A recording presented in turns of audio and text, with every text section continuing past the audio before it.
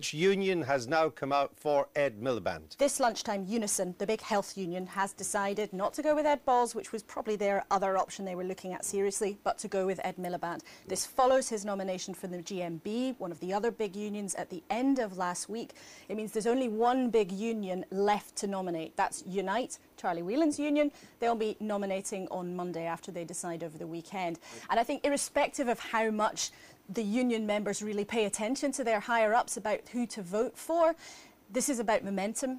It's about the pace of the campaign, and there's certainly a sense that Ed Miliband does have, in these closing few weeks of the parliamentary session, he does have the wind in his sails. You were telling us just before I had to rudely cut you. I've just split an infinitive there.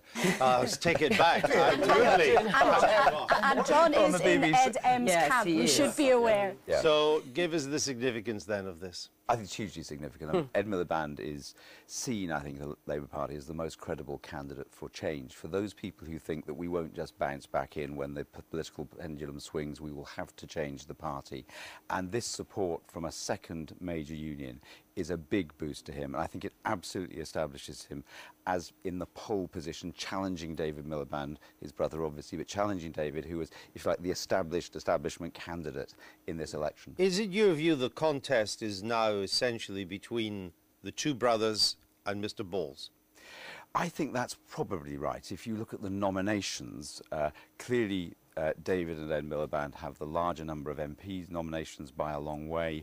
They have by far the greatest number of constituency Labour Party nominations. The interesting thing is that David Miliband has not yet got the support of a single significant trade union, other than the shop workers union, Asda. But of the bigger unions, it has been Ed Miliband. As you were saying, there were some expectations, perhaps, that both the GMB and Unison might have gone for Ed Balls. The fact they're coming behind Ed Miliband, I think, strengthens his campaign enormously. There has been a scurrilous suggestion that perhaps the big four union bosses had hatched a plan where some of them, they would go 50-50 Ed M and Ed B in a Stop David momentum. Now, I've not been able to confirm that, but that has been doing the rounds, and it is very interesting to see the tactics that are at play here. Are we right to assume that, given there are 5 candidates, that nobody will get the necessary 50% in the first ballot?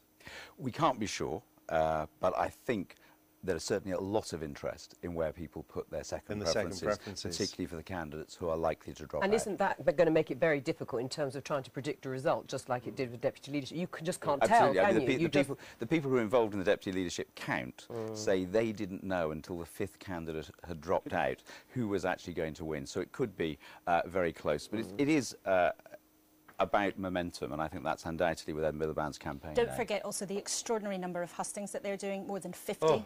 They're physically pressing the flesh with thousands of party members. 2 of them told me they are exhausted by it and now bored by it. And they're all saying publicly the hustings are fantastic, of course. And they just said bored. Anyway, we have Ed Miliband on the programme on This Week, tomorrow night on BBC One. He's the final of our 5 leadership contenders that I'll be interviewing, so that should be interesting. I'll give you I won't ask you with Labour leadership, but a final thought.